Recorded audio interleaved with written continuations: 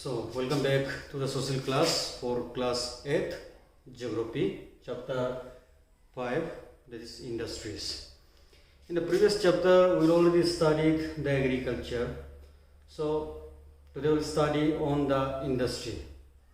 You may have heard about the industry many times, industries and factories. So now what is the exactly industry and what are the things that need to be set up of the industry and what the industries are doing.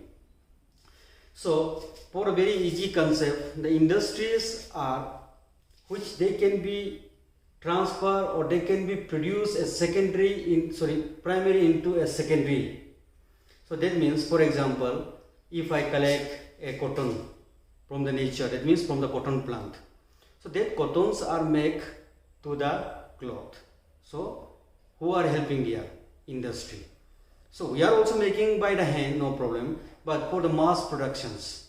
Besides that, like mobile phone, like gun, like many things today we are using which are required at the present moment, like light bulb. So those all are done by the industry because they are the mass productions are necessary, and without big machineries it's very difficult to be produce a large quantity.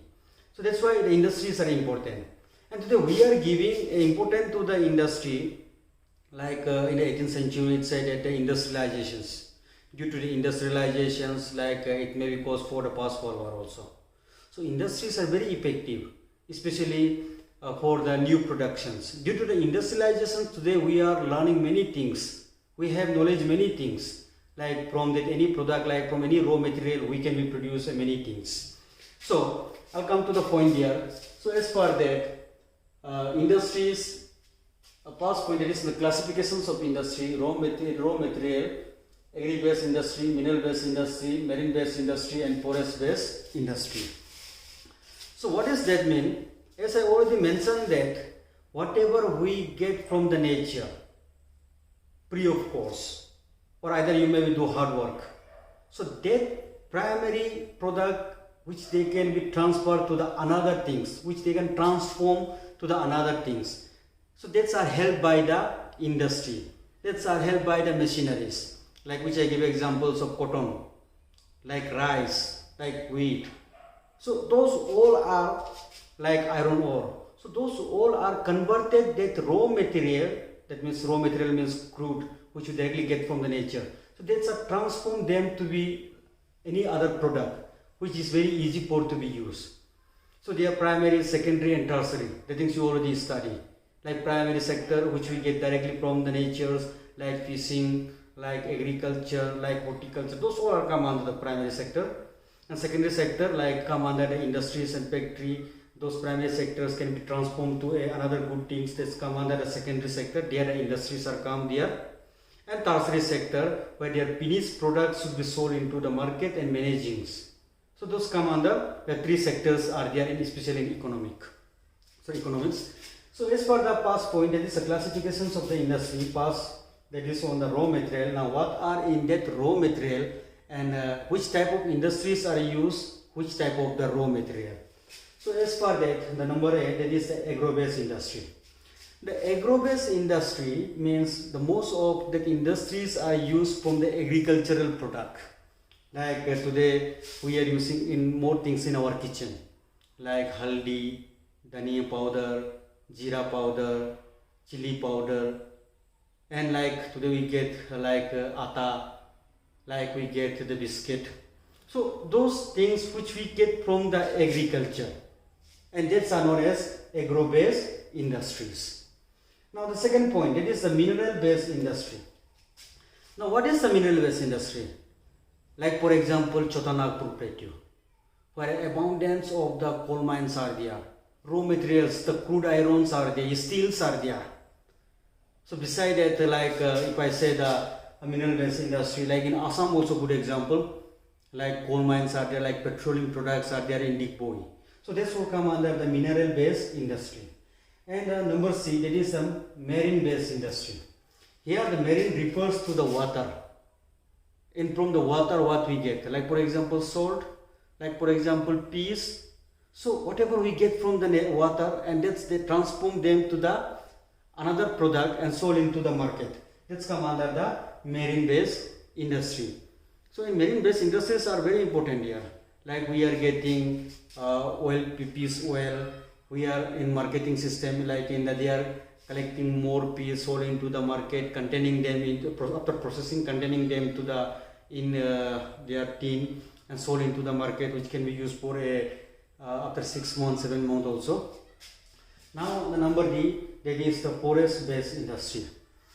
Now when it refers to the forest-based industry, the forest itself, it said that whatever we get from the forest, like herbal medicines, like timber, which you make the house, door, window, furnitures. So some of the medicinal plants are also there in the forest. So many things we get like from the tree, from the wood, which they are converted them to be used in many things, like paper also we are using, like which we use from the bamboos. So that's all product which are come from particularly that's forest-based industry. So as per that, the first one is agro-based industry, which we get from the agriculture. Second one is mineral-based, the mineral side, which I give the examples of Chotanagpur. And number C, that is the marine-based, which you get from the water resources, from the water.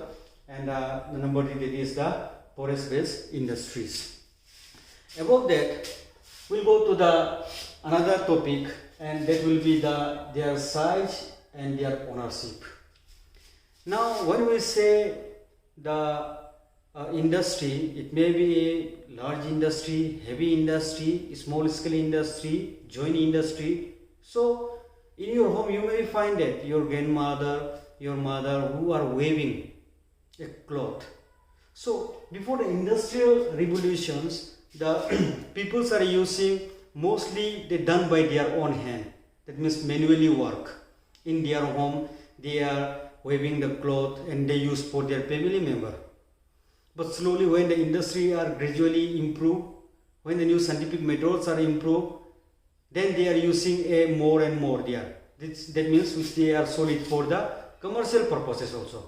Like for example, to making a one cloth, one shirt. It may be if you make by your own hand, without the use of technology, it may be take a 3-4 days. But now within half an hour you can get a 50-60 cloth. So that means as per the increasing of population, so that much production is also needed. So that's based on that. So that's depending on the size. The number 1, that is the small scale industry. Number 2, that is the large scale industry. When it refers to the small scale industry, that means where your family members can involve.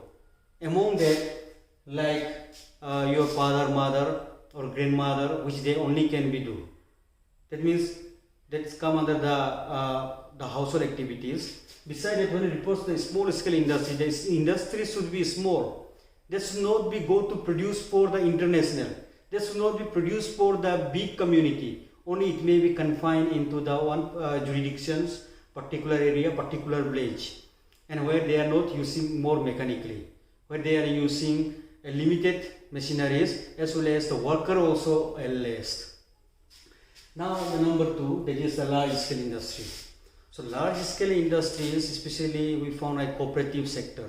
That means in cooperative industries, like they have a big industries are there. For example, Reliance, Tata, Bajaj, Mahindra. So those all come under the large sector industries. Large scale industry, where the productions are very large, which they can be exported to the state and some other country also. So their areas are also much bigger. The employee, those who are workers, also large. So investment also large. So they are appointing more people to work in industry and factory. More heavy and new technologies are using there, which they can make a profit. So after their size, now we come to the ownership. In ownership, the first point, that is the private sector industry. Second point, public sector industry. Third, joint sector. Fourth, and cooperative sector. As for the ownership, the first point is the private sector. When you refers to the private sector industry, their main motive is to be earnings of the profit. How much they will do, that much they will get. That means their main idea, their main motive is to be how they can be earning more and more profit for them. Like for example, which I give example like Tata, Reliance, those are come under the private sector. They are not come under the public sector. So public sector also will explain it later. So in the private sector industry, their main motive is to be earnings of the more profit as well as to do a good to the people. That means the requirement of the people they should be produced and the earnings are more there. So that's it. So next is the public sector. The public sectors are different from the private sector. Here the private sector we found that the industries, factories or any institutions that are held by only the few people like individual, like any member. They have their ownership particularly. But in the public sector, here the public means the government sector. Like hydroelectricity power, like Indian Railways, like Indian Electric Board of, like steel manufacturing, so like aeronautic, like making of the guns. So those are come under the public sector. That means their main motive is to be the earnings of the profit as well as the welfare of the people. Like today you may find that more road constructions are going on. Who are doing it? It is from the public sector. The governments are approving them, the governments are making, the governments are funding their, like hospital, like government school, like government hospital. So all those things are done by the government to help to the people as well as some profit they will get. Like government hospitals are there, railways are there, Indian Airlines are there. Nowadays regarding on the aeroplanes, private also there, like Indian Railways, like Electricity Board of India. So all those things, the basic necessity are providing from the government side, but they are also, we are also paying, like electric bill, water bill, like road tax, we are also paying there, but not as much as which we found on the private sector. The third point, that is on the joint sector. When it refers to the joint sector, the joining of the two. The joining of the two means who? Like any individual. Like for example, like the owners of the Reliance, Mukesh Ambani, and the state government, like Maharashtra state government, like Arunachal state government. When the two people, that means individual and any public, that means the government sector, we join it together and they started producing. That's come under the joint sector industries. And here the profits are equally shared there, and their main motive is to welfare of the people as well as profit. But mostly, like in a government sector, we found that we may be already experienced government school, like government college, like government hospital, all those with compared to the private, the government with government any institutions are not as much as competitive compared to the private.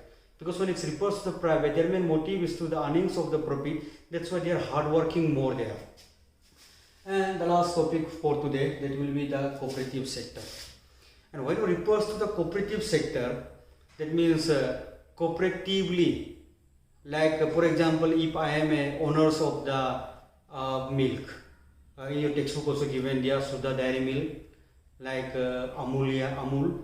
So what happened there in the cooperative sector, the one or two owners should be there in that, in their community, whatever they are producing, whatever they have, they are giving to the industry.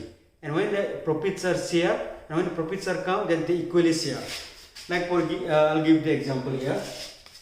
Like in the Gujarat, regarding on cooperative sector, like Anand Milk.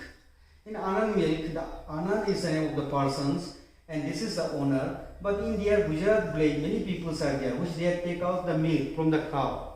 And how much they need, that much they are keeping in their home, and remaining they give to the industry and factory.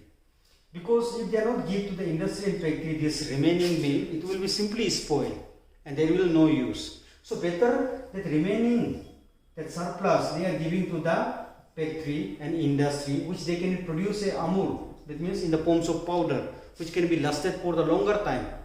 So if they are producing, like for example, 2 liters of milk, 1 liter they will keep it from their family members to be consumed, and this 1 liter they are giving to the industry so that they can be produced. And when that milks are made to the powder and sold into the market, when their profits are come, then that profits some share they are giving to the individual. So that is the cooperative sector, and the remaining portions, the factor affecting locations of industry are also there, and many more important topic will become there. So that we will do in the next class. So for today that much. If you have any doubt and any topic, so you can be asked me. So I try to make it easy for you to better understanding. And beside that, as usual, I said that you might have my WhatsApp number. So if you have any doubt, you can be text me there or you can be call me. Thank you.